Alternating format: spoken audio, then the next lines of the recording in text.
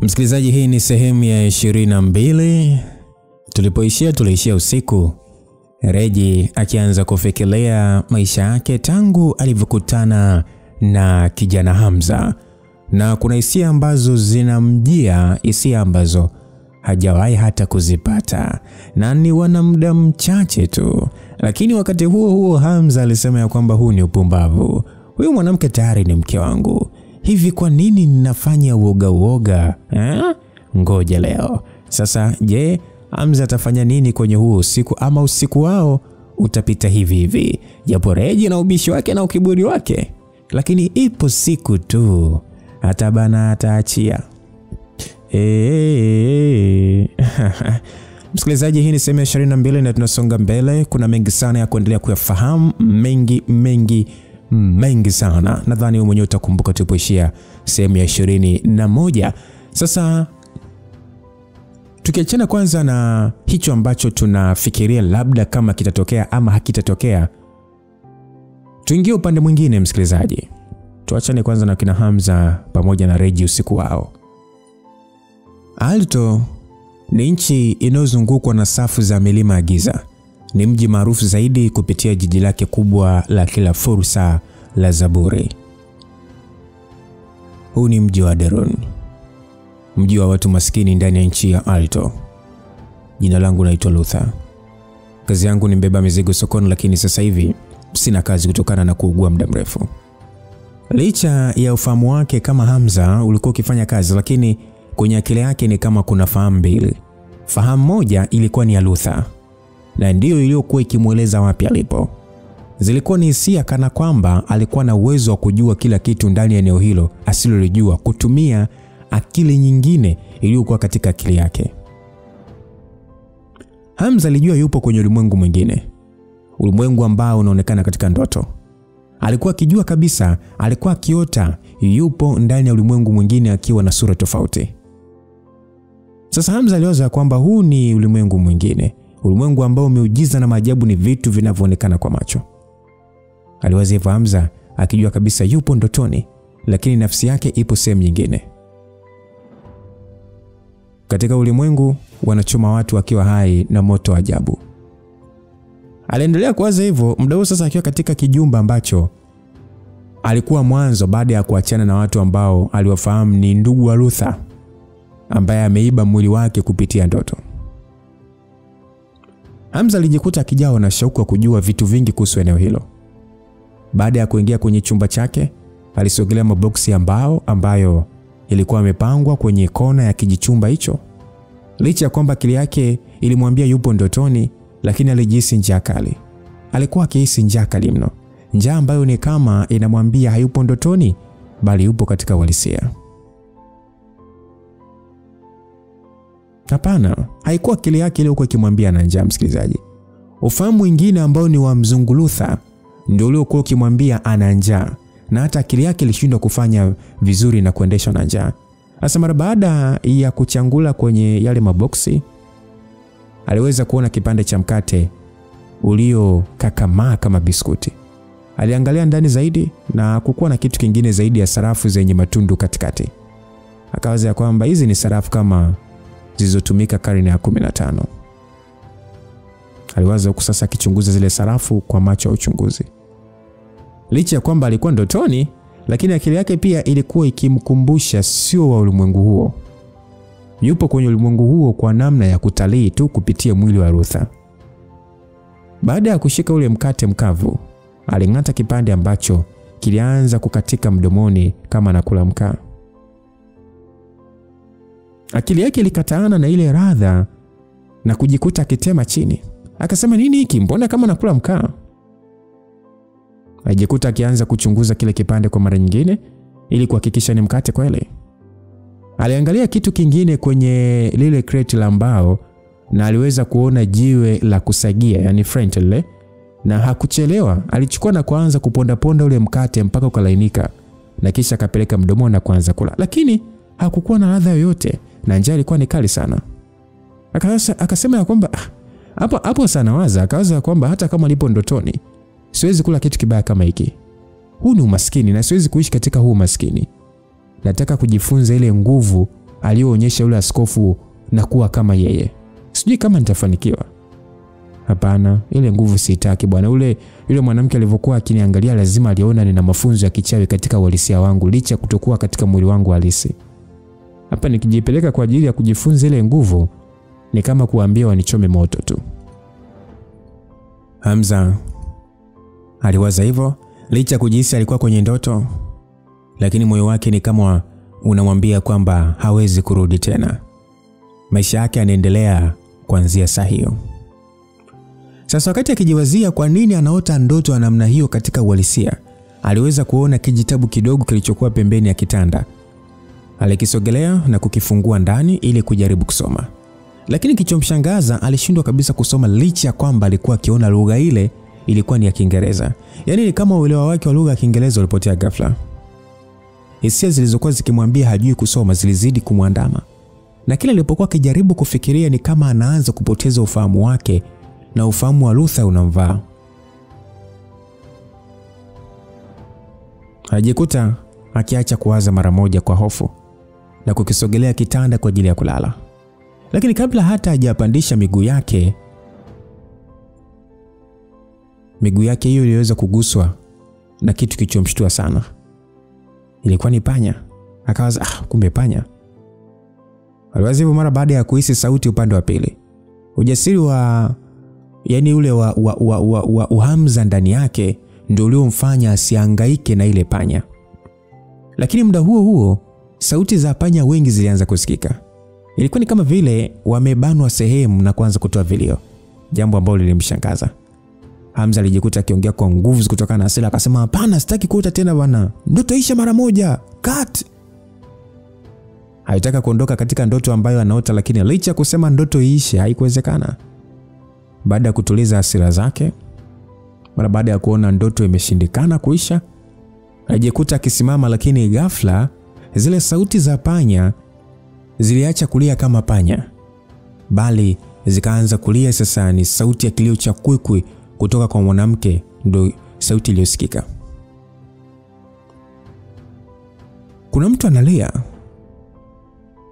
Kuna mtu analia tena usiku wote huu. Alianza kujiwazia huku sasa mapigo ya moyo akienda mbio. Licha kwamba alijihisi yeye kama Hamza sio muoga, lakini ajabu mapigo yake ya moyo yalikuwa kidunda kweli kweli. Akili yake ilishindwa kudhibiti mabadiliko ya mwili wake kutokana na woga aliyokuwa akijisikia. Hali hiyo ilimshangaza na aliweza kugundua licha kwamba alikuwa na ufahamu wa Hamza, lakini alikuwa muoga, hakuwa jasiri tena. Hii ndoto ni kama imemfutia baadhi ya uzoefu wake unaomfanya kuwa jasiri. Sasa aliongea akasema, sio mimi ninayeogopa. Ni huyu Luther mzungu huyu. Hapana, ni huyu Luther. Mimi sio muoga. Aliongea huku sasa akisikiliza upande kilio kile kinapotokea. Lakini licha kujifariji kwamba sio muoga, mwili ulikuwa ukitetemeka kwa woga. Akaanza kwamba nahisi uoga maana huu sio mwili wangu. Bwacha kuwaza bwana, huu sio mwili wako. Aliwaza, lakini muda ule hakujua hata ni muda gani alikuwa ameshikilia kipande cha mbao kwa ajili ya kujilinda. Alijaribu kutafuta sauti inatokea wapi, lakini sauti ya kilio ilitokea kila upande. Yaani ni kama kila sehemu kuna hiyo sauti. Sekunde chache mbele alizidi kuongeza umakini. Ile sauti ilipotea na sasa alichoweza kusikia ni wimbo, ni kama kile kilio kilikuwa kimebadilika na kuwa biti la wimbo. Hamza akaanza kwamba huu ni ulimwengu wa maajabu na uchawi wa kutosha. Pengine kichumba kina mzimu au miskule. Aliwaza huko akitetemeka. Alijaribu kutumia uwezo wake wote kujituliza kwa kuvuta pumzi nyingi na kuzishusha huku akiwa amefumba macho wakati akiwa ameusogelea mlango, na sasa ni kama ile sauti aliweza kusikia vizuri. Sauti ilikuwa ni ya yule mwanamke aliyeshuhudia akichomwa moto na kilio chake ni kama kilikuwa kikimuita. Hamza alifungua mlango na sasa ni kama masikio yake yalikuwa yakifuata upande ambao sauti ilikuwa ikitokea, na alizipiga hatua bila kujali giza. Kwa alichoweza kufahamu, mwanamke ambaye amechomwa moto alikuwa jirani yake na sauti ndio ilikuwa ikitokea. Sasa ufahamu wa Luther ni kama ulikuwa ukimpigia makelele na kumwambia yule mchawi alikuwa akiishi hapa.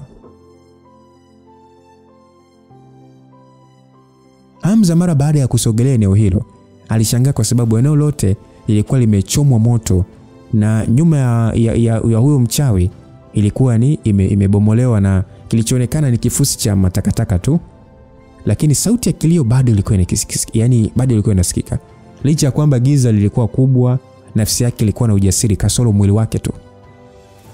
Alijiuliza kwamba kama waliyemchoma ni yule mchawi, kwa nini nasikia sauti yake? Au hili eneo kuna vyumba vya chini ambavyo hawakuona?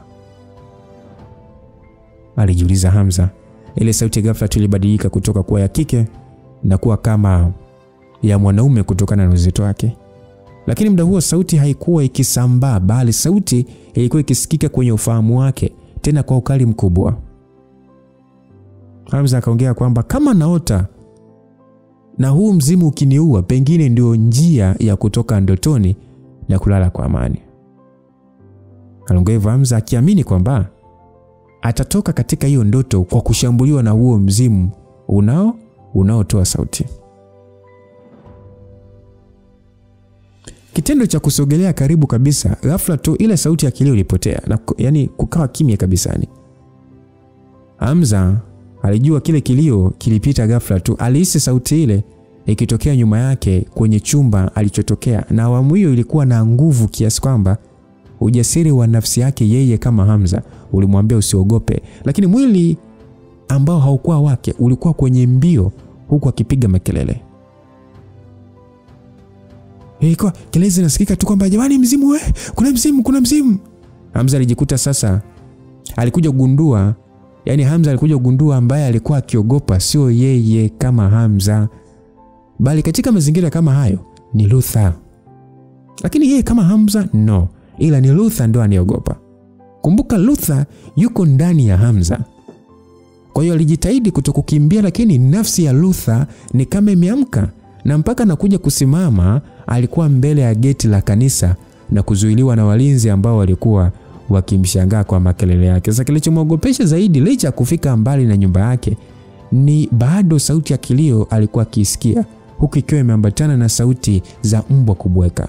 Sasa mlinzi akauliza kwamba unafanya nini hapa? Kwa nini unapiga makelele? Ilikuwa ni sauti kutoka kwa mlinzi. Muda huo sauti yake ilikuwa sasa imeamsha na majirani wengine. Luther akaongea akasema kwamba kuna mzimu kwenye ile nyumba mchawi. Aliongea Luther huku yeye kama Hamza akijitahidi kutokuonyesha woga, lakini alishindwa kutawala mwili kuongea.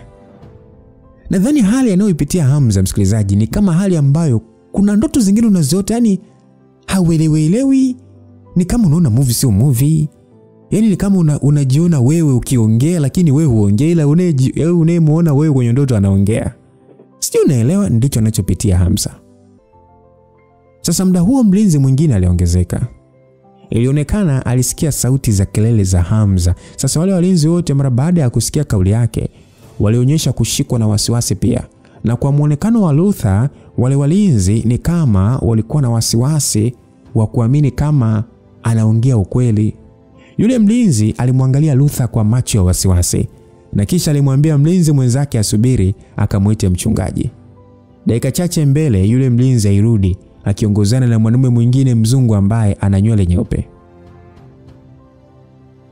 Akasema ya kwamba naitwa mchungaji Benjamin, niambie kilichotokea, nielezee. Aliongea hivyo. Sasa wale walinzi waliishia kusimama nyuma ya mchungaji huku akiwa na wasiwasi, wamemsumbua tu mchungaji kutoka kwenye usingizi wake. Hamza mara baada ya kuona sasa anashindwa kujidhibiti kuongea, aliona airuhusu akili ya Luther kuutawala mwili, na pale pale kwa msaada wake aliwezesha kusimulia kile, alisimulia vyote ambavyo alisikia. Yule mchungaji akasema umefanya vizuri. Ujasiri wako unaonesha ni kwa namna gani umejitoa kwa Mungu. Baada ya mchungaji kuongea hivyo, aliwageukia wale walinzi. Akasema Thompson na Gary, waiteni walinzi wengine waliopo hapa. Huyu mchawi lazima atakuwa ni wa daraja la chini, hivyo haina haja ya kumhusisha askofu. Mlinzi akasema sawa bwana wangu. Hamza alijaribu kumfahamu huyo mchungaji kupitia akili ya Luther, na aligundua alikuwa ni mchungaji wa daraja la kati na alikuwa na uwezo wa kudili na mitego ambayo imeachwa na mchawi wa daraja la chini. kulikuwa kuna gap kubwa kati ya mchungaji na mchawi wa daraja la chini kinguvu. Yule mchungaji alimuuliza Hamza jina lake. Hamza alitaka kusema anaitwa Hamza, lakini mdomo ulikuwa ni mzito kuongea na alijikuta akisema anaitwa Luther na sio Hamza. Sasa muda ule ule watu wengi walikuwa washatoka katika vyumba, yani katika nyumba zao, na kukusanyika mbele ya nyumba ya yule mchawi wakiwa na mienge ya moto kama vyanzo vya mwanga. Hamza muda huo ndio alikumbuka kuangalia juu angani na alijikuta akishangaa mara baada ya kuona mwezi haukuwa mwezi wa kawaida. Ulikuwa ni mwezi mwekundu kabisa kama vile umejaa damu. Licha ya kuwepo kwa watu katika eneo hilo, ni yeye Hamza pekee ambaye alikuwa akisikia sauti za kilio cha yule mwanamke, na alijiuliza kwa nini watu hawa wasikii chochote tofauti na yeye. Yule mchungaji akasema ndio, hapa kuna mzimu. Aliongea yule mchungaji kana kwamba amejua Hamza ambacho anakifikiria. Sasa Hamza hata hakujua ndoto iliisha saa ngapi na saa ngapi alipata usingizi, lakini kitu ambacho alikuwa akikumbuka usiku aliota na katika ndoto alishia akiwa anamuita mchungaji kwa ajili ya kudili na mzimu, msikilizaji. Kwa hiyo alijikuta akikaa kitandani na kufikiria juu ya uhalisia wa ndoto. Ukweli ni kwamba ashawahi kusikia aina za ndoto ambazo mtu huota huku wakati akijua kabisa alikuwa akiota. Unaelewa? Yaani kuna muda unaota na unajua kabisa nipo ndotoni, sio kwenye uhalisia. Yaani unafahamu kabisa okay, hapa nipo ndotoni. Ngoja tu nikishamaliza kuota nitaamka. Kwa hiyo ndicho kilichokuwa kikimpata Hamza. Alikuwa akiota yupo ulimwengu mwingine huku akijua kabisa alikuwa akiota. Maneno ya kile kimemo ambacho kiliachwa kwake juu ya ndoto hizo kilikuwa kikijirudia katika akili yake. Sasa maneno hayo ilikuwa yanasema kwamba the history of your past life in another world has already begun to echo. If you fail to inherit your history, it will be the end of your life in this world. Your greatest enemy has already awakened. Kwa hiyo Hamza alijikuta akikumbuka maneno hayo. Lakini ajabu, licha ya kwamba ni swala ambalo lilikuwa likimpa wasiwasi kwa kiasi fulani, lakini alijikuta akianza kupatwa na hamu ya kujua kinachoendelea. Kwake ilikuwa ni kama anaangalia sinema ya karne za 15 katika nchi za Ulaya. Hamza kabla hajatoka kitandani aliona siku hiyo anapaswa kwenda kuonana na Frida. Kwa sababu ya kutaka kuonana naye ni kwamba alikuwa na uwezo wa kuota bila kutumia mshumaa wa nuru ambao alipewa. Alikuwa akitaka maelezo kama kuna shida yoyote ya yeye kuota bila ya mshumaa huo. Maana ukweli ni kwamba katika maisha yake ya nyuma hakuwahi kuota ndoto za maajabu namna hiyo. Zimeanza muda mfupi tu baada ya kufahamiana na Regina. Kwa sababu alikuwa na namba ya Frida, aliamua kumtafuta muda ule ule na simu yake ilipokelewa na alimwambia waonane siku hiyo, na Frida upande wake ni kama alikuwa akisubiria simu ya Hamza kwa hamu zote. Alikuwa na mpango wa kwenda sehemu mbili kwa wakati mmoja. Mpango wake wa kwanza ilikuwa ni kwenda kuonana na Frida na kisha achukue safari ya kuelekea Morogoro. Basi, kwa sababu alijua ilikuwa ni ngumu kwa Reji kupika chochote, alitoka na kwenda jikoni. Jiandae, nataka twende wote kwenye kampuni, aliongea Regina baada ya kumaliza akifungua kinywa. Leo ni Jumamosi na kazini sina kazi, hivyo sitoenda, aliongea Hamza, maana alikuwa na mipango yake kichwani tayari. Sio huna kazi, ni kwa sababu hujatafuta kazi za kufanya. Unataka kwenda wapi kama uende kazini? Au ni chuo? Silikizo inaendelea. Sio chuo, kuna masuala yangu tu binafsi naenda kuyafuatilia, aliongea Hamza na kumfanya Reji kumwangalia na muonekano usio yani ni kama hakujua sasa anamtafasiri vipi. Na alionekana kuna kitu anataka kusema lakini anasita. Okay, jana usiku umesema tupeane muda wa kufahamiana na kuelewana pia. So nimefikiria kwa makini na nimefanya maamuzi. Mwanzo mimi sikutaka kuolewa, lakini kwa sababu tushafunga ndoa na mimi tutakuwa na mwisho mzuri. Sitaki yanayomkuta baba yangu kunikuta na mimi, wala kuwa kama mama yangu ambaye ameshia kuwa mpweke. Aliongea Reji na kauli ile ilimfanya Hamza kufurahi mno. Hamza akasema upo sahihi. Kuanzia sasa hivi tunapaswa kufikiria mazuri yenye uelekeo mmoja. Mwongea kwa sahihi, hivyo naamini utaanza kufanya kazi kwa bidii na kupunguza uzembe. Najua una connection kubwa, jambo ambalo ni zuri, lakini hii ni Tanzania. Nataka siku ambayo nikikubali watu wakujue kama mume wangu, nijivunie kwa kile ambacho nafanya na sio kuongelewa vibaya na watu. Hamza alielewa alichokuwa akimaanisha Reji, na alishia kukuna kichwa na hakujali kabisa msisitizo wa huyo mwanamke. Regina, wewe nadhani mwenyewe unanijua vizuri. Kwa sasa nasoma, lakini mpango wangu nikimaliza hata nisiwe na cha kufanya, ili mradi tu niwe na hela ya chakula basi. Mimi sitojali watu wanachoniongelea. Sawa, unaweza usijali, lakini vipi kuhusu mimi? Mimi siwezi kuwa na mwanaume ambaye hana malengo wala ndoto za kukamilisha. Wanaume ambao hawana malengo wanachukiza zaidi ya wanaume wachepukaji. Regina alikuwa serious. Alionekana hakuwa kitania hata kidogo. Alithamini sana karia yake, hivyo alihitaji mtu ambaye atakuwa sambamba naye. Kwa hiyo vipi kuhusu Eliza sasa? Unaweza kukubali niendelee naye bila kuleta shida? Ina maana kuelewa point yangu au unajitoa fahamu? Aliongea huku sasa hasira zikianza kumvaa. Hivi kwenye kichwa chako wewe malengo yako ni wanawake tu na sio kitu kingine? Wanaume wengi wa umri wako wanafikiria namna kutengeneza pesa, kuanzisha biashara na kufanya kazi kwa bidii. Ukiachana wanawake ni kitu kipi yani kingine ambacho unataka kufanya au kukamilisha kwa maisha yako? Ni kitu gani? Kufanya kazi kwa bidii na kupata hela sio malengo yangu kwa sasa. Na mimi naona kwa muda huu ni kama ni kujishughulisha tu. Kama ni hela tunazo za kutosha, kwa nini unataka kuwa na shilingi ngapi ili uridhike? Wewe unakwepa majukumu yako. Hela zangu sio zetu. Alafu wewe si ndio jana ulisema mwanaume anapaswa kujua kuwajibika? Kwa hiyo kutokufanya chochote na kupoteza muda ndio unaita wajibikaji? Reji, kwa nini unaweka vigezo vikubwa hivyo? Mimi nipo mwaka wa mwisho chuo. Na sasa hivi umenipatia kazi kama mfanyakazi wako wakati wewe ukiwa ndio CEO. Kazi zote mimi ninazopewa kufanyia kazi nazifanya kwa usahihi na nazidi kuwa bora siku hadi siku. Nimeweza kushinda tuzo kwa ajili ya kampuni na mengineyo. Kipi kingine sana napaswa kufanya? Mimi ninachomaanisha sitaki mwanaume anayeridhika na kitu kidogo. Au unadhani hela ulizopata zinakutosha kabisa? Labda ndio zinanitosha. Mimi nimepitia mengi mpaka kufikia hapa, na malengo yangu ni kuishi maisha ya amani na utulivu na kuwa na furaha. Nimepitia mengi. Unamaanisha kuwa watu? Mimi nataka kujua ni mafanikio gani umefanikisha.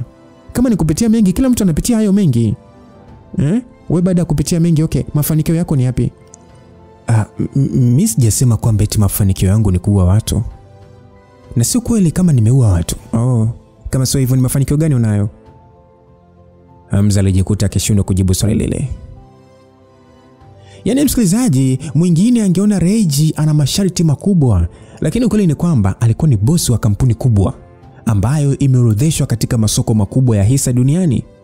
Sasa kama ataolewa, inamaanisha na mume wake atakuwa katika rada za watu. Najua unashindwa kuongea. Wewe ni mwanaume usio na malengo na uliopoteza tumaini. Nenda kapoteza muda wako na kwenda. Mimi naenda kazini. Aliongea na kisha kwa hasira alishika mkoba wake na kutokomea nje. Hamza alishia kuvuta pumzi tu na hakuongea chochote. Sio kwamba eti hakuwa na mafanikio, alikuwa nayo. Lakini hivi utaelezea vipi mafanikio ya Hamza? Mafanikio ya Hamza hayakuwa yakielezeka msikilizaji. Yaani yeye alijichukulia kama mtu ambaye ameishuhudia tsunami tu tayari na hawezi kuogopeshwa na mawimbi madogo madogo. Sijui unanielewa? Lakini hata hivyo alijiambia sio muda sahihi wa kumwambia Reji chochote. Yaani sio wakati wake. Hataki kumwambia yeye ni nani. Hata mafanikio alionayo, Reji akiasikia Reji anaweza kajiona nikapuku vibaya mno. Afistoshe licha ya kwamba ni kweli alitamani maisha ya amani ambayo hayana usumbufu, lakini vile vile alikuja Tanzania kwa lengo moja tu msikilizaji. Tukumbuke lengo la Hamza kuja Tanzania, na lengo lake kuu ni kumfahamu mzee ni nani. Na mpaka tupo sehemu ya 22 msikilizaji, bila watu mjui mzee. Lakini fahamu ya kwamba target ya Hamza kuja Tanzania ni kumfahamu mzee ni nani. Siku zote wanawake wanajivunia kuona mwanamume ambaye ana mafanikio kumzidi. Hilo Hamza alielewa. Anajua kabisa ni ngumu sana kwa mwanamke kuwa na mwanamume ambaye mwanamke anamzidi mafanikio mwanaume. Oya, ni ngumu sana, na kama ipo mwanamume jitafakari. Kwa hiyo alielewa kabisa wanawake wanajivunia sana kuwa na mwanamume ambaye ana mafanikio sehemu nyingi, umri, pesa, nini. Hilo Hamza alielewa, lakini aliona sio muda sahihi wa kuonyesha ama kumuonyesha chochote Reji. Sitoshe sio yeye tu kama sehemu ya familia yake. Kwa sababu alikuwa na mzunguko mrefu, hakuchelewa kuondoka nyumbani na kutoka na gari, bali aliona atumie usafiri wa umma. Afu sitoshe Reji alimnanga vya kutosha, hivyo hakutaka kushobokea magari yake. Ilimchukua dakika kama 40 hivi kufika Madale kwa ajili ya kuonana na Frida. Na baada ya kugonga ni Frida ambaye alitoka kuja kumfungulia mlango. Hey, vipi mlinzi wako leo hayupo? Kwa sasa sina mlinzi. Ule mkuta kipindi kile amerudi nyumbani kwao Singida. Aliongea na Hamza alitingisha kichwa. Frida, msikilizaji, alikuwa ni mwanamke mrembo pisi, lakini Hamza aliweza kuona mabadiliko. Yaani Frida alionekana kupungua mwili. Naona umepungua mwili, ndio kutokana na adhabu nini? Aliuliza Hamza, maana alijua mara ya mwisho wakati alipoongea na Frida alimwambia alikuwa akienda kuhojiwa. Kitendo cha Frida kumsikia Hamza akimwambia amekonda, alijisikia faraja. Kuna wengine mkiambia mmekonda mnahuzunika, ila Frida alijisikia faraja. Japo ukweli ni kwamba sababu za kukonda ni juu ya kazi yake na misheni yake kwa Hamza.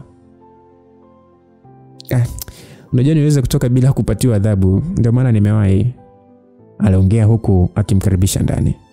Eneo la sebuleni kulikuwa kuna makaratasi kibao pamoja na vitabu. Ilionekana mwanamke huyo alikuwa busy kusoma kama sio kuandaa ripoti. Nilikuwa busy kidogo na ripoti, ndio maana unaona makaratasi mengi.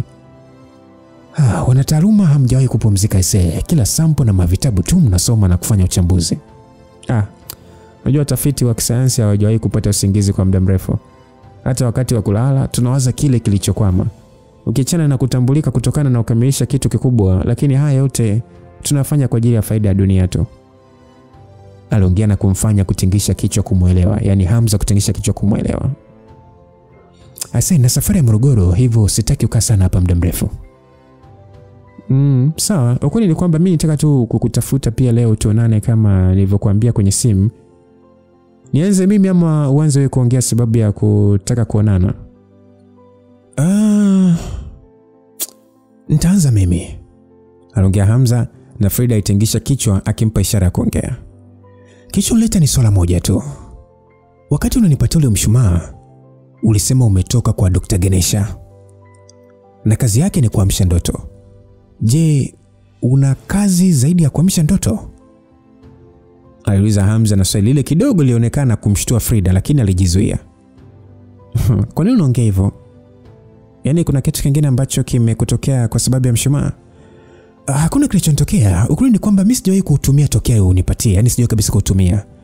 Ila katika kipindi chote nimekuwa nikipatwa na ndoto kama kawaida. Kama mshumaa ni wa kuamsha ndoto na naota bila kutumia mshumaa, kuna haja ya kutumia? Aliuliza Hamza, na swali lake limfanya Frida kupumua kwa uweni. Unachokiona kupitia ndoto sio ndoto kama ndoto, bali ni uhalisia wa kumbukumbu zako. Afu kuna kitu nisahau kuambia kuhusu mshumaa. Licha kwamba ni kweli kazi yake ni kuamsha ndoto, lakini pia ni kuifanya akili yake isichukulie kile ambacho unakiota kama ndoto. Sijakuelewa. Yaani unamaanisha nini? Wewe umesema unaota ndoto kama kawaida. Kama umeota ndoto zaidi ya mara 2 au mara 3, lazima kuna tofauti ambayo umeweza kuona. Yaani umejuaje kama kuna tofauti? Hivi umesema mimi ni mwanafunzi wa Dr. Ganesha? Ukiachana na Professor Flora rafiki yako? Yaani unamfahamu Dr. Ronicus kama mwanafunzi wa Dr. Ganesha? Kila mtu anamfahamu Dr. Ronicus. Najua pia alikuwa hapa nchini Tanzania. Wakati nikiwa kama agent miaka 7 iliyopita, niliweza kumfahamu Dr. Ronicus, lakini ni kupitia maandishi tu. Aliongea na Hamza kushangaa sana, maana mzunguko wa Dr. Ganesha haukuwa kawaida. Unajua licha kwamba ndoto zote yani utakazoota unahusika moja kwa moja wakati wa matukio, lakini Utofauti unakuja pale ambapo unaota lakini hujui unaota, na muda mwingine utakuwa unaota huku ukijua kabisa unaota. Upo sahihi. Mara ya kwanza niliota bila kujua naota. Lakini jana nimeota huku akili yangu ikiniambia nipo ndotoni. Ndoto unayoota unajiona kuwa na sura ya tofauti, si ndio? Hivi nilikusimulie, mbona ni kama unajua kila ninachoota? Kwa sababu wewe ni mteja wangu wa 5. Unamaanisha kuna watu wanaota kama ninavyoota mimi? Ndio. Wapo, licha kwamba kuna utofauti, lakini wote wanaota wakiwa na sura tofauti. Ni kama wamezaliwa katika miili mingine kwenye ndoto zao. Utofauti ni kwamba tu kwa maelezo ya Dr. Ganesha, wewe ndoto zako zina upekee. Upekee? Unamaanisha nini? Mimi sina maelezo ya kutosha. Mimi ninachojua unachoota ni kitu cha kipekee ambacho kitakufanya kutafsiri lugha iliyowashinda binadamu kutafsiri. Aliongea na Hamza, alikuwa akielewa Frida alikuwa akimaanisha nini kuhusu lugha. Kwa hiyo ni ipi sahihi sasa? Kuota nikiwa najua naota ama kuota nikiwa sijui naota? Swali lako nikirudia naweza kuliweka hivi. Je, ni ndoto ya aina ipi unaweza kusahau haraka? Kati ya ndoto ambayo unajihisi unahusika moja kwa moja au ndoto ambayo unajua unaota? Jibu la swali hili kitaalamu ni kwamba ndoto ya kawaida ambayo hujui unaota ndio ambayo haisahauliki haraka. Lakini kwa swala lako wewe, ndoto yako sio kama ndoto zingine. Ubongo wako sio wenye kutengeneza matukio ambayo unaona kama msingi mkuu wa ndoto, bali unachoota ni connection ya kimawasiliano baina ya dimension mbili tofauti. Hivyo kwa swala hili unapaswa kujua unaota, lakini pia uwe na uwezo wa kukatisha ndoto muda wote. Hapa ngoja nikueleweshe vizuri. Kwa kuelewesha kwa urahisi, wakati ukiwa ndotoni Hamza, sisi unajua unaota, lakini ghafla ukakutana na tukio la kutisha na kutamani ndoto iishe pale pale na ikaisha, hapo utakuwa umefanikiwa. Kati ya wagonjwa wangu ambao mimi nishawahi kupata, wengi walikuja kwa sababu wanaota vitu vya ajabu ambavyo vinawafanya kushindwa kulala. Hakuna dawa ya kumpa mtu kuzuia ndoto, bali namtengenezea mazingira ya kuifunga ile ndoto, na njia pekee ni kumfanya aote wakati akijua anaota kwa njia ya hypnosis. Kwa hiyo napaswa kutumia mshumaa kama njia ya kunifanya niote wakati nikiwa naota, si ndio? Ndio. Unapaswa kuota wakati ukijua unaota, na wakati huo hisia zako zote zikiwa katika ndoto. Hata baada ya ndoto isitokee ukasahau kitu chochote kile ambacho unaota. Kama nilivyosema, unaota ukiwa umetawala mwili mwingine, lakini nafsi ya mwili huo bado inafanya kazi. Mshumaa wa nuru utakusaidia kuwa na uwezo wa kutumia akili yako na ya mtu uliyetawala mwili wake kwa wakati mmoja, na kile unachoota hakitasahaulika hata baada ya ndoto. Kwa hiyo unaamini kwamba kupitia hii ndoto nitaweza kutafasiri kitabu alichoniachia Dr. Ganesha? Ndio, kwa sababu kupitia ndoto utajifunza lugha mpya ambayo hukuwahi kuijua hapo kabla, na itaendana na lugha ambayo binadamu tumeshindwa kuitafasiri. Kwa hiyo kuna uhakika gani kwamba nitaweza kujifunza lugha mpya? Na je, ninachoota mnajuaje kama ni sahihi au ni ndoto tu ambazo hazina mpangilio? Nadhani muda kukwambia na mimi kwa nini nilitaka kuonana na wewe. Ndio njia rahisi ya kujibu swali lako, aliongea Frida, na kisha alimwambia Hamza asubiri anarudi. Dakika moja tu alitoka chumbani akiwa ameshikilia picha na kumpatia Hamza. Hii ni picha ambayo aliniambia nikupatie dokta. Uwezi kuita picha ni kwa sababu ni mchoro tu, lakini nadhani umebeba maana ambayo utaweza kuitambua, aliongea Frida, na Hamza aliangalia ile picha na macho yake yalichanua. Red moon, aliongea Hamza akimaanisha mwezi mwekundu. Katika ndoto ambayo aliota jana yake, aliweza kuona mwezi wa ule ulimwengu wa ndotoni ulikuwa ni mwekundu. Sasa mara baada ya kupewa mchoro uliokuwa kama picha na kuona mwezi huu ni mwekundu pia, ilimfanya kushangaa. Kwa jinsi ulivyoshangaa nadhani tayari unajua maana yake, si ndio? Asijui maana yake, lakini jana kwenye ndoto niliona mwezi mwekundu. Unaweza kuniambia nini maana ya huu mwezi? Na kwa nini umenionyesha hii picha? Aliuliza Hamza. Mbele ya Frida aliamua kuwa mpole tu ili kupata kila anachokitaka. Inamaanisha mazingira unayoota ni sahihi. Wewe umejuaje? Mimi nipewa na Dr. Ganesha. Na aliniambia nikijisikia ni muda sahihi wa kukuonyesha hii picha nikupatie. Mwanzoni sikumuelewa alikuwa akimaanisha nini. Lakini ulivyouliza swali nilijua nini maana ya picha hii. Msikilizaji, ukweli ni kwamba licha ya Hamza kujihusisha na Frida, hakuwa akimwamini kabisa. Haikuwa hivyo tu, hata kwa Frida alimuona Hamza kama mtu ambaye hakuwa akimwamini. Lakini licha ya hivyo alipaswa kumfanya Hamza kumwamini kwa namna yote ile, ili tu aweze kumshawishi kutumia mshumaa wakati wa ndoto, la sivyo maisha yake yatakuwa hatiani. Hamza alionekana kufikiria kwa dakika kadhaa huku akikodolea macho ile picha. Hakuwa na shaka kabisa juu ya picha hiyo, kwani ilionyesha kitu ambacho ameota yeye. Yaani alichokuwa akiwaza, je, haya yote yanayomtokea ndio njia sahihi ya kumpata mzee kama alivyosema Dr. Ganesha? Nadhani hapa msikilizaji mtaanza kuwa mmeelewa. Kuna msikilizaji kwenye comment aliandika kwamba ukute Dr. Ganesha ndio mzee. Dr. Ganesha mwenyewe anamtaka Hamza ampate mzee. Hamza, kwa ajili ya hicho unachokiwaza, mshumaa ni ufunguo wako. Kumbuka maneno yangu niliyokuambia juu ya uwepo wa chumba cha nuru, na ni wewe pekee ambaye unaweza fikia hiki chumba kwa maelekezo ya daktari. Kadri ambavyo utachelewa kufanya maamuzi, ndio unazidi kujiweka katika hatari pamoja na watu wanaokuzunguka. Unaamini nikitumia mshumaa nitakuwa salama? Sidhani inaweza kuwa hivyo. Kuanzia sasa kila ninachofanya juu ya hivi vitu ndio nazidi kujiweka katika hatari. Unajua watu wanaokuenda kwa sasa, yani kwa sasa unachotaka ni kitu ulichokuwa nacho. Hata kama wachukue ondoke nacho, hakina maana kwao. Wewe pia umekishikilia kwa sababu bado hujajua maana yake halisi ni nini na kinaelekeza nini. Yani kitokeo umejua kinachoelekeza, utakuwa ni wewe tu dunia nzima unayejua hilo, na inabakia kwa siri yako. Hata kama ukiwapatia ili kujiondolea hatari kwako na kwa wapendo wako, watakuwa wamekushikia tu, lakini maana unaijua wewe tu pekee.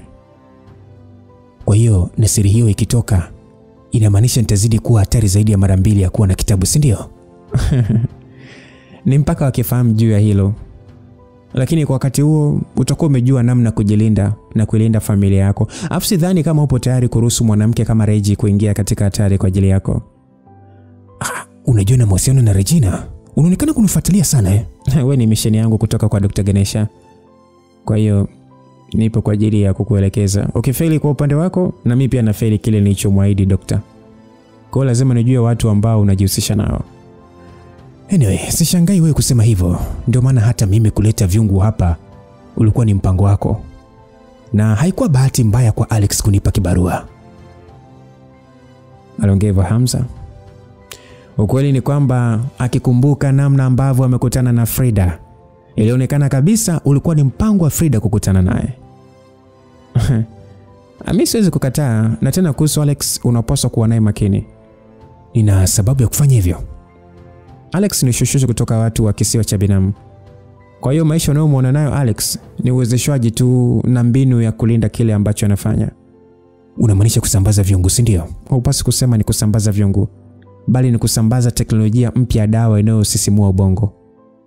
Nadhani unakumbuka nilikwambia natumia vile viungu kwa ajili ya utafiti wangu, si ndio?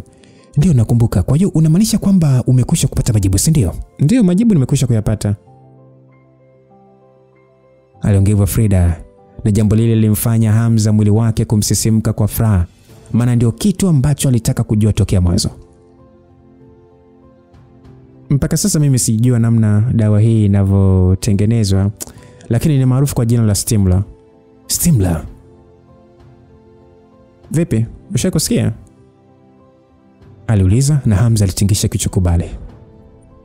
Unajua zipo njia nyingi za usafirishaji wa hii Stimla, na haina kibali chochote duniani. Yaani ni kama tu madawa ya kulevya.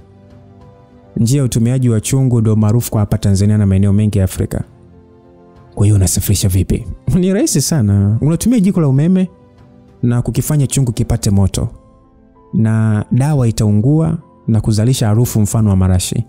Hii harufu ukivuta inakulewesha, na baada ya hapo huelewi kinachoendelea. Maana utakuwa ni kama mgonjwa wa akili, na dalili ya kwanza utakayokuwa nayo ni uenda wazimu, yani kama vile umetawaliwa na roho nyingine. Yani mtu anakuwa ni kama sio yeye, kwani ataanza kuongea vitu ambavyo sio vya kawaida. Aliongea. Sasa kauli hiyo ilimfanya kumbuka swala la rafiki yake Amir juu ya harufu ya marashi nyumbani kwa Melissa huku akiongea vitu vya ajabu. Kwa nini haya yote? Kuna faida yoyote mtumiaji anayopata? Kwa sasa hakuna jibu sahihi kama kuna faida yote. Haijulikani ni kwa ajili ya starehe au kuna zaidi ya sababu. Pengine kuna mpango unaoendelezwa ambao si ufahamu. Ni ngumu kukupa majibu kwa sasa. Aliongea, lakini upande wa Hamza bado hakutaka kubali kirahisi. Alijua lazima kuna kitu kinaendelea juu ya hicho kitu kinachoitwa stimula. Alitamani kutokuendelea kuchimba zaidi, lakini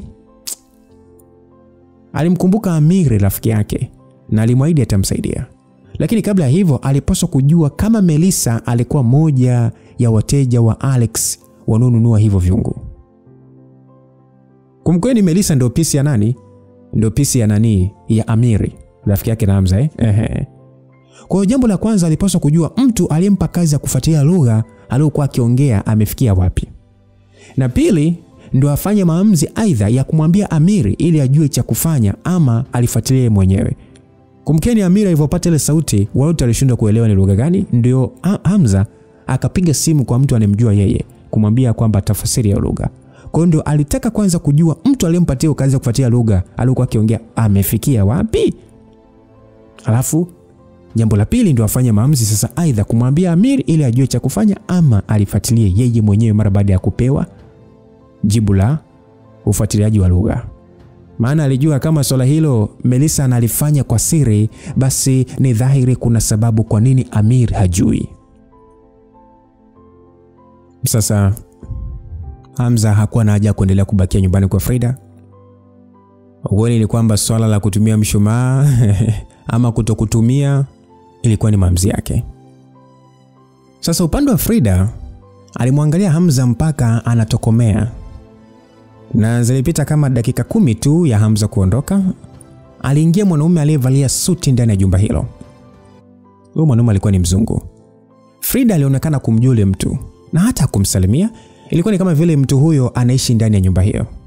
Sasa yule mtu akauliza kwamba unaamini atautumia mshumaa kwa kumweleza alichotaka kusikia?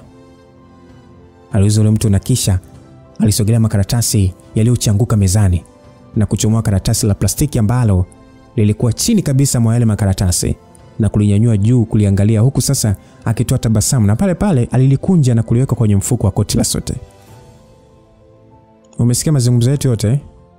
Hii inatosha kuniamini juu ya kusimamia vyema utafiti wangu, anaongea Frida kwa serious.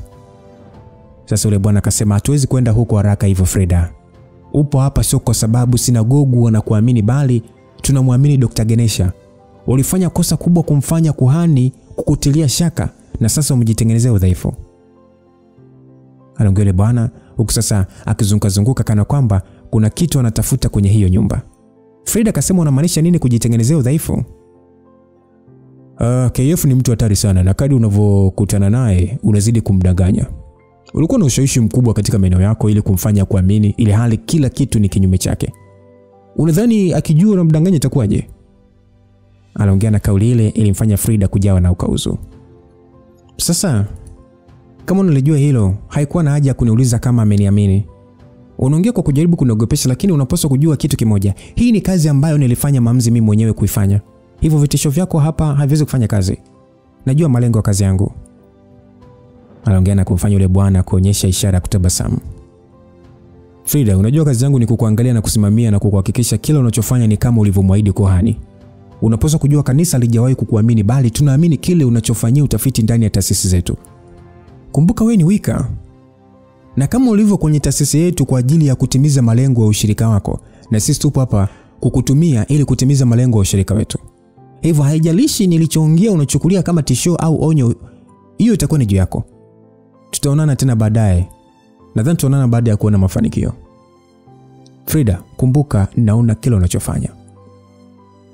Aliongea na kisha pale pale aligeuka na kutoka ndani ya nyumba ile huku akiangaliwa na macho makali ya Frida. Bwana huyo alikuwa ni yule ambaye alikutana na Frida juu kabisa ya jengo la Hals Foundation. Unakumbuka Frida alienda alikutana naye kabisa kule juu. Ilikuwa sijui ni sehemu ya ngapi, na akamuuliza vipi umefikia wapi na huyo mtu. Ndio akasema kwamba anatamani kujua chungu kina kazi gani. Unakumbuka Kwa hiyo ndio huyo bwana ambaye alikutana na Frida juu kabisa ya jengo la Harris Foundation, na ilionekana chochote kila ambacho Frida anafanya anasimamiwa na huyo mtu. Na pia ilionekana mazungumzo baina ya Hamza na Frida yalifuatiliwa, yani yalichunguzwa ama yalifuatiliwa kupitia teknolojia ya karatasi. Utajua tu baadaye teknolojia ya karatasi. Unaweza kuona karatasi imewekwa hapo, unaona karatasi, kumbe unarekodiwa ndugu yangu. Kila unachoongea kinajiandika. Sasa lisali 1:30 mbele, Hamza alikuwa akitoka kituo cha treni ya mwendokasi ndani ya mkoa wa Morogoro na kuungana na abiria wengine ambao walikuwa wakitokea eneo hilo. Sasa kutokana na jua kali, Hamza hakutaka kupanda pikipiki, bali aliingia kwenye taksi ambazo zilikuwa zinapatikana ndani ya hilo eneo. Hamza akasema nipeleke Tumaini mkuu. Yule bwana akasema, "Oh, Tumaini ipi mkuu?" Alizo yule jamaa na kumfanya Hamza sasa aone hakutoa maelezo ya kutosha. Hamza akasema, "Tumaini kituoni kwa watoto yatima kule." Mwendesha taksi akasema, "Oh, nimekusoma bosi wangu." Basi kwa furaha na kisha aliondoa gari kuelekea uelekeo ambao ameelekezwa. Msikilizaji, Tumaini ni moja ya vituo maarufu kongwe ambavyo hulelea watoto yatima na wale wenye ulemavu wa ngozi. Kutoka stendi mpaka kituoni ilikuwa ni umbali wa nusu saa kutembea na gari. Eneo lote lilikuwa likimilikiwa na taasisi moja ya kimisaada kutoka Denmark, lakini baadaye waliacha ufadhili na kwa muda mrefu kituo hicho kipo chini ya taasisi ya FOOT, yani Friends of Orphans Tanzania. Sasa Hamza mara baada ya kushushwa na taksi nje kwenye geti la kuingia kituoni hapo, alilipa na kisha alisogelea chumba cha mlinzi, na ilionekana alikuwa akifahamika kwani hakuandika hata jina lake kwenye kitabu zaidi ya kuruhusiwa tu kuingia. Ndani ya kituo hicho kulikuwa na eneo kubwa mno, ijapokuwa majengo yake hayakuwa ya kisasa sana kutokana na kujengwa zamani sana, lakini mazingira yalikuwa ni safi na yenye utulivu wa hali ya juu. Ilikuwa ni Jumamosi, hivyo watoto wote wanaoishi hapo walikuwa katika shughuli za usafi. Sauti iliita kisikika, "Mr. Hamza." Iliita kitokea upande wa kulia wa bustani na kufanya Hamza kugeuka. "Oh, Madam Doris, habari za siku?" alisalimia Hamza. Mwanamke ambaye alifahamika kwa jina la Doris alikuwa ni mfupi na mnene, alionyesha kutabasamu kumuona Hamza. Akasema, "Ni nzuri kabisa, sijategemea kukuona leo huku." Aliongea huku sasa akimwangalia Hamza kwa kumchunguza mavazi yake, ni kama alikuwa akishangazwa na mabadiliko ya Hamza. Hamza akasema, "Ulitegemea kuliona lini madam?" Aliongea Hamza na yule mwalimu sasa ni kama alijua ameongea kitu cha kijinga na kumfanya aanze kujibaraguza. Akasema, "Nilitegemea kukuona siku yoyote kuanzia kesho, ila sio leo." Hamza akasema, "Hayo ni matarajio au sio?" Madam akasema, "Kabisa, karibu sana bwana. Kama unavyoona na wasimamia watoto kufanya usafi wao wa kimwili." Aliongea na Hamza aitingisha kichwa kumuelewa. Kila mtoto alionekana kuwa busy. Wengine wakifua, wengine walikuwa wakiogesha watoto wadogo. Hamza akasema, "Nipo hapa kwa ajili ya kuonana na mkuu wa kituo. Nadhani sijamkosa maana nimekuja bila miadi." Yule madam akasema, "Yupo, kuna wageni wengine anawasubiria leo." Aliongea na kumfanya Hamza kutabasamu na kisha kumwaga Madam Doris kuendelea na mambo yake. Hamza alitembea kwa mwendo usio wa haraka sana na usio kuwa wa kivivu sana, akielekea jengo ambalo ofisi za walezi, mkuu wa kituo na walimu zinapatikana. Jengo la ofisi hizo lilikuwa limechakaa kidogo kutokana na stili yake ya kizamani. Kwa nje usingejua kama ni jengo la ghorofa mpaka uingie ndani. Hasa Hamza wakati akiingia eneo la ukumbi, chini kabisa jengo hilo, aliweza kuonekana mwanamume mzee kama miaka 60 kwenda 70 hivi. Hakuwa peke yake bali kulikuwa na mwanamume kijana ambaye ameshika daftari kubwa na ilionekana kuna kitu ambacho walikuwa wakishauriana kwa namna walivyokuwa serious. Sasa mzee akasema, "Hamza, leo naona umetukumbuka bana." Aliongea mzee huko sasa akionyesha hali ya kutabasamu. Hamza akasema, "Sijawahi kukusahau mzee wangu. Alafu naona hali ya hewa Morogoro kidogo ni ya ubaridi na upepo mwingi. Kwa mavazi hayo huogopi kuumwa?" Yule mzee akasema, "Ni kweli hali imebadilika. Japo unaonekana kuwa na mvi tayari lakini sijazeeka. Karibu sana bwana." Aliongea na Hamza alionyeshwa sehemu ya kukaa huku akisalimiana na ule bwana ambaye alionekana kuwa na counter book. Kwa haraka haraka Hamza alimfahamu alikuwa ni mgavi wa hicho kituo. Sasa yule mwanaume akasema kwamba, "Dean, nitaenda mimi kumalizia hili ili kubalance mahesabu. Ikishindikana kabisa kwa watu tunaowatarajia nifanye mawasiliano na wizara." Basi mzee akasema kwamba fanya unachoona kinafaa kwa utashi wako. hakikisha unagawa pasipo ya kubadili utaratibu licha kupelea kibudget. Aliongea na yule bwana alitingisha kichwa. Kwa namna ambavyo alikuwa akiongea, Hamza alijua tu kituo kitakuwa kinapitia wakati mgumu kwenye masuala ya budget. Na alijiambia alifanya vizuri kuja siku hiyo. Hamza akasema, nimesikia kutoka kwa Madam Doris unasubiria wageni, ndio maana hujatoka leo, si ndio? Mzee akasema, amekwambia wageni? Mimi nimemwambia kuna mtu namsubiri na sio wageni bwana. Doris bwana. Aliongea kwa kutabasamu na kumfanya Hamza kucheka. Sasa yule mzee akasema ya kwamba tena una bahati kuja leo. Ile msubiria itakuwa unamjua kama kumbukumbu za utoto wako zinafanya kazi vizuri. Pengine anaweza kuwa msaada kwenye swala lako. Aliongea na kauli yake ilimfanya Hamza macho kuchanua. Hamza akasema, ni mmoja wa watoto waliolelewa hapa. Sasa Dean akasema ya kwamba kama una kumbukumbu nzuri, unakumbuka wakati unarejewa na fahamu kuna msichana mdogo aliyekuwa pembeni yako akilea? Aliuliza hivyo huyo mzee, huku akimwangalia Hamza machoni kwa matarajio. Haikuwa ngumu kwa Hamza kuvuta kumbukumbu za kituoni hapo wakati akiwa mdogo. Kweli ni kwamba sehemu hiyo miaka zaidi ya 20 iliyopita ndio sehemu ambayo kwa mara ya kwanza alisikia jina la mzee. Na hiyo ni mara baada ya kurejewa na fahamu akiwepo hapo, huku akiwa hana kumbukumbu ya kilichomtokea nyuma. Alijua tu alipata ajali ambayo ilimfanya kupoteza fahamu kwa kipindi cha miezi 4. Nadhani kweli nakumbuka, kulikuwa kuna mtoto kibonge hivi aliyekuwa na mashavu makubwa. Ndio huyo sasa. Nilidhani umemsahau kabisa, ila naona umemkumbuka. Aliongea na kumfanya Hamza hamu ya kutaka kumuona huyo mtu kuongezeka. Hamza akasema, mzee, kwa jinsi unavyoonekana nadhani amefanya vizuri sana wakati akiwa hapa. Aliongea Hamza na mzee yule aitingisha kichwa kataa, akasema, hapa hakukaa kabisa na hapa kuwa kwao. Wakati unaondoka ni alichukuliwa na baba yake. Amefanya vizuri sana akiwa kwa wazazi wake mpaka kupata elimu ya juu kabisa. Na sasa ni mwajiriwa wa kampuni kubwa tu hapa nchini. Licha hivyo mpaka leo hajawahi hajawahi kutusahau kabisa. Na amekuwa ni mmoja wa wafadhili tegemezi hapa.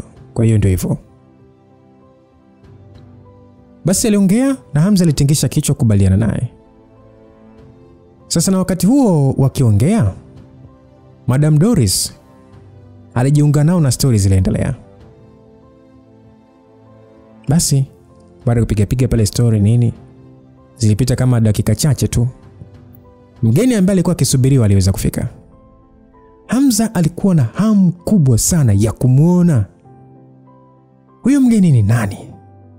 Huyo mtoto wa kike ambaye alikuwa ni kibonge na hivi sasa ni mfadhili mkubwa sana kwenye hicho kituo. Ni nani? Maana hata Madam Doris alionekana kumsifia kwamba ni mrembo sana. Na kuna wakati alikuwa akimtania Hamza akimwambia angalie asije akapagawa, maana waliachana watoto sana. Sasa shida ilianza pale Hamza alipoona gari ambayo iliingia ndani ya eneo hilo. Kumbuka huyo mtoto anayezungumzwa hapo ni wamelelewa pamoja. Gari hiyo ni kama alikuwa akitambua vizuri. Kabla hata hajashuka huyo mgeni, alimtambua vizuri kabisa. Alimjua huyo mgeni. Huyo mgeni ni nani? Yaani binti tupo naye muda wote. Tunacheka naye muda wote. Muda huo Madam Doris na mzee wakimsifia sana kwamba ni mrembo na amekuwa ni mfadhili mkubwa sana kwenye hicho kituo. Lakini kumbuka msikilizaji, huyu binti anayezungumziwa hapa ambaye Hamza na hamu ya kumuona, walilelewa wote kwenye kituo hicho cha kulelea watoto yatima. Na Hamza anamkumbuka sana huyo dada. Alikuwa ni kibonge kidogo na ana mashavu makubwa. Lakini sasa cha kushangaza, huyo mgeni alivyofika, Hamza anamjua kudadadeki. Ni nani huyo? Sasa msikilizaji, hii ndio sehemu ambayo nilikuwa naisubiri sana kwa hamu, ili niweze kukupima wewe ambaye wengi mliuliza kwenye comment, nitafahamu vipi kama nina nguvu ya nishati, at least hata robo tu ya nguvu ya nishati ya mbingu na ardhi, kuweza kujua vile vitu ambavyo hata kuna wakati nahisia kitu ambacho naamini kina uhalisia wa kweli. Sasa niambie kwenye comment huyu mdada aliyekuja hapa ambaye inaonekana walilelewa pamoja kituoni na baadaye alikuja kuchukuliwa na wazazi wake mdada akiwa mdogo tu na kwenda nyumbani kwao. Huyu mdada anayezungumziwa hapa ni nani? Niambie kwenye comment. Tukirudi hapa sehemu ya 23 tutaona sasa kama utakuwa umempatia huyu mdada, basi nakwambia kia nani, wewe unahitaji mafunzo kidogo tu kuweza kuijaza ama kuujaza mwili wako nishati ya nguvu ya mbingu na ardhi. Ukipatia jibu la huyu mdada ni nani, basi wewe una balaa kubwa sana. Hauna wewe ndo wale ambao mnaota ndoto lakini hujui kama upo ndotoni. Lakini hongera pia wewe msikilizaji ambaye unaota ndoto usiku na unajua ni ndoto. Yaani upo ndotoni na unajua unaota ndoto. Lakini kwa wewe ambaye upo ndotoni na hujui kama unaota ndoto, usijali, ndio maana unasikiliza hii simulizi ya Hamza. Tutajua namna ya kufanya. Tutafahamu mgeni ni nani na kipi kilichoendelea hapo, okay? Kumbuka langu jina ni Lucas Lumba, simudaji ni Sasengano. Kwa mapenzi ya Mwenyezi Mungu atukutanishe sehemu ya 23. Okay? Bye bye.